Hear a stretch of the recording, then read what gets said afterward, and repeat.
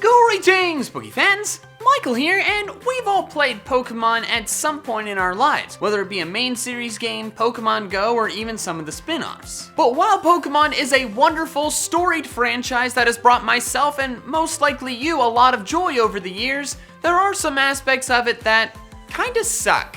I thought it'd be fun to talk about some of those aspects, so without further ado, here are 10 things every Pokemon player hates. The first thing that every Pokemon player hates is having to deal with full storage. Whether it's in a main series game or in Pokemon Go, at some point you've definitely run out of room for items or maybe even Pokemon as well. Currently in the main series games, you cannot have a full bag, you have infinite storage, but that wasn't always the case. In the Generation 1, 2, and 3 games, your bag could fill up, forcing you to store extra ones in the PC. This is exceptionally annoying, especially if you realize your bag is full in the middle of a route. You're forced to either toss some items in your bag, or go all the way back to the PC, put some stuff in that PC, then go all the way back to the middle of the route where that item was. A massive inconvenience. And in Pokemon Go, a full bag is a perpetual problem.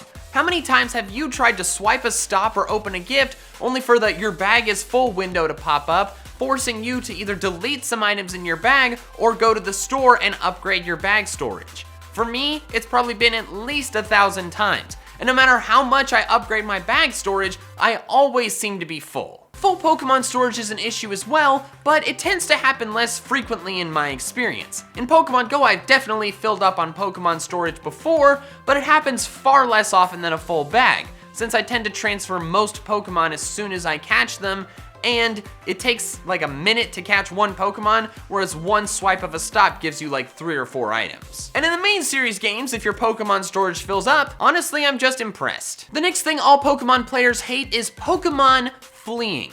A Pokemon breaking out of a Pokeball is definitely annoying, but it's usually not too bad because you still have more chances to catch it, and it can sometimes even be desirable in Pokemon Go if you're trying to go for 3 consecutive excellent throws on a large, easy-to-hit Pokemon. But a Pokemon running away, instantly ending your chances of catching it, is never not frustrating. Abra's one of the more famous Pokemon to immediately flee a battle, but its high catch rate usually makes it not too much of an issue. The Safari Zone in the main series games is the real tough spot though. The Safari Zone in all the various different games can be really frustrating because most of them include Pokemon you can't catch anywhere else, and those Pokemon tend to be very rare. So it'll take you a really long time to find one, and then once you do, it's probably gonna run away, since Safari Balls are just great balls, and if you're trying to catch a low catch rate Pokemon at full health with just a great ball, it's probably not gonna work. It is worse in Pokemon Go though, since if a really rare Pokemon runs away from you, you have no idea when you're gonna see it again. If a Chansey runs from you in the Safari Zone,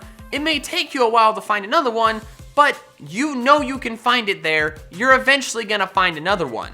In Pokemon Go, if that Chansey runs from you, better hope you hatch one. A related but much more severe thing that all Pokemon players hate is failing a shiny, which if you're unaware, means that you encounter a catchable shiny Pokemon and don't catch it. Every shiny hunter has at some point or another failed a shiny Pokemon. It's almost like a rite of passage. But even if you're not someone who spends time dedicated to specifically seeking out a shiny, chances are that at some point or another, you've randomly run into one, and due to either an unfortunate mistake or just plain bad luck, that shiny Pokemon got away. It could happen due to the Pokemon fleeing, you being out of Pokeballs, you not realizing it's a shiny and running away, KOing it by accident, or it KOing itself. And whenever failing a shiny happens, it's always a massive disappointment. Since shiny Pokemon are so rare, you have no idea when you're gonna find another one. Unless it's an Ultra Wormhole shiny, those are more common than chips and salsa at a Mexican restaurant. The next thing all Pokemon players hate is missing an attack. This is a main series only issue, but it's a big one. There is something primally irritating about your turn going completely to waste. Hitting and doing only a little bit of damage stinks, but missing completely is awful.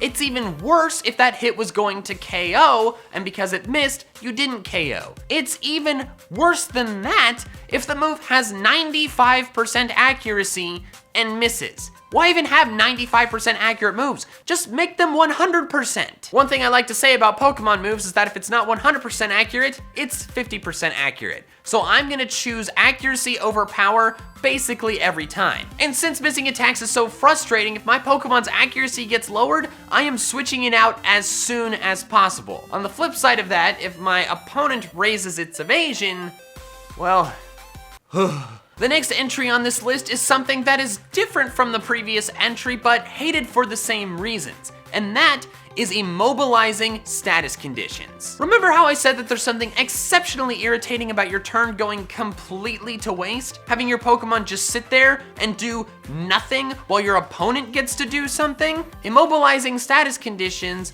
exponentially increase the likelihood of that happening. Paralysis, sleep, freeze, confusion, and infatuation are all status conditions that are either guaranteed or have a chance to prevent your Pokemon from attacking. Meaning you're sitting there having no idea when or if your Pokemon is going to get to attack again. And of course, if the opposing Pokemon gets any of these status conditions, its chance of not being able to move is less than half of yours. Trust me on this, that's just how it works. Definitely have empirical, unbiased evidence of that. I think I speak for a lot of people when I say I would much rather be poisoned, burned, or cursed and just take some damage every turn rather than have a chance of my Pokemon being completely useless. The next entry is every person's least favorite Pokemon route biome, caves. Every single square in a cave is an encounter square, meaning that if you are out of repels, those Geodudes, Zubats, and all the other obnoxious cave Pokemon will not leave you alone. Additionally, if you need to get out of there in a hurry, you can't fly because you are underground. So your only options are to either dig or teleport, neither of which are as prevalent outside of battle moves as fly, or you need to use an escape rope, which, while you can find them, I don't like spending money on them. Most are also very mazy, making them difficult and annoying to navigate through, especially if it's one of the worst types of caves, ones that require Flash, the most useless outside of battle move because it is the most useless inside of battle. Speaking of outside of battle moves, that's the next thing all Pokemon players hate, HMs.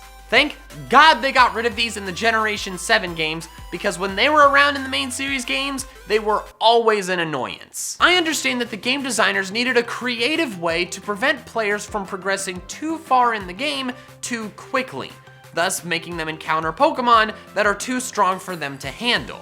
However, making that progression method negatively impact your battling was a mistake. HM moves were always a huge hindrance to your Pokemon's movesets because most of the time they're pretty weak. Sure, Surf is a great move, but Cut's base power is only 50. Rock Smashes is only 40, and prior to Generation 4, it was only 20. And worst of all is Flash. It doesn't do any damage. So to handle this, you're stuck either removing a useful move slot from one of your Pokemon, decreasing your overall team count to 5 so you can have a slot for an HM slave, or going back to the PC to fetch an HM using Pokemon whenever you needed that specific HM. All three options are incredibly annoying and inconvenient. Plus, as an added hindrance, you can't delete HM moves unless you're at the move deleter. Oh, you taught your Combuskin Cut by mistake right after the first gym badge in Hoenn?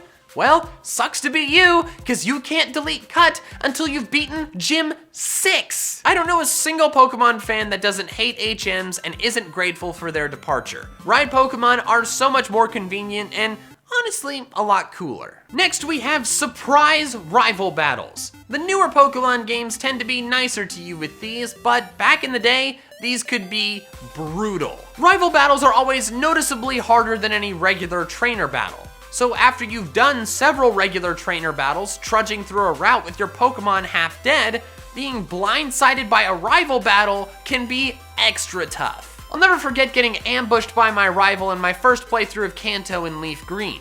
I'd just come all the way through Mount Moon, had a beatdown team, and happened to run into him before entering the Pokemon Center. It did not go well. Some people might complain that the newer rivals are too nice and friendly and makes them less interesting, but I must say, I do appreciate them not cheap shot challenging me in a tough situation. The penultimate entry on this list is something that every Pokemon player hates, along with every other person on the planet, and that is money problems. Being limited to how many potions or Pokeballs you can buy because you're too low on money really stinks because you never know when you're gonna need more. I'm sure all of you have at some point been in a really tight battle, but have run out of potions because you couldn't afford to buy more.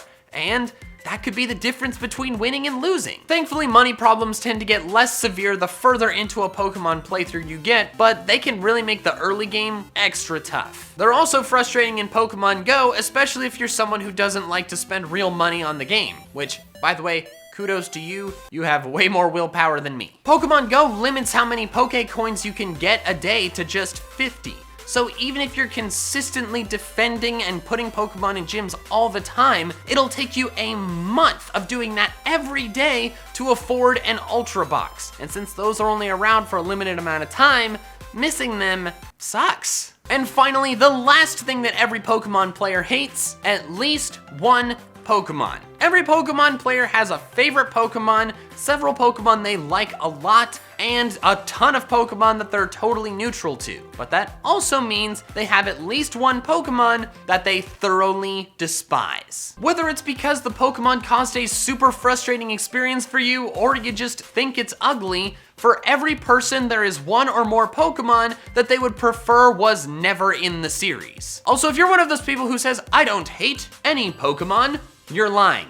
There's at least one, you hate at least one. Strongly disliking it is the same as hating it. This entry is very general and doesn't name a specific Pokemon because the Pokemon that people dislike are going to vary wildly since everyone has their own opinion. For example, the Pokemon that I hate the most is Miltank. For you, it might be Miltank. For your friend, it's certainly Miltank, and for everyone else, it should be Miltank. Hopefully you like a lot more Pokemon than you hate, but with as many Pokemon as there are, there's bound to be at least one rotten apple in the orchard. So there we have it. Those are 10 things every Pokemon player hates. Now, obviously Pokemon is a series we love very much, but it is kind of fun to rag on it for the parts of it that we hate. Let me know down in the comments below if you agree with my list, and if there are any things about Pokemon that you hate that I didn't mention, let me know those as well. Also, if you enjoyed this video, don't forget to drop a like, it helps me out a lot, and if you are new here, you should totally subscribe. I make lots of fun Pokemon videos all the time that I am sure you will enjoy. All right, that's all I have for now, so till next time, Pokefans, gotta catch them all!